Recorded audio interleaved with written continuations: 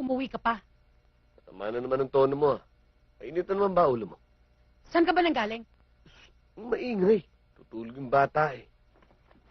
Galing ako sa operation. Muntik nga ako mayari kanina, eh. Kasi ang pasasalubong mo.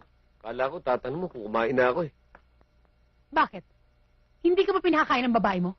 Sino babae? Wala naman akong babae. Kunwari ka pa. E di sino pa yung malanding babaeng nasa unit nyo? Si Jacob? Si Jacob, papatulang ko. Ano palagay mo sa akin, manyakis? Bakit totoo naman ah? Manyakis ka naman talaga. Mula lang nasa unit ni Jacob na yan, nawalan ka ng oras sa amin.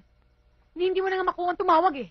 Paano naman akong tatawag? Nakikipagbarilan ako sa mga kriminal. Barilan.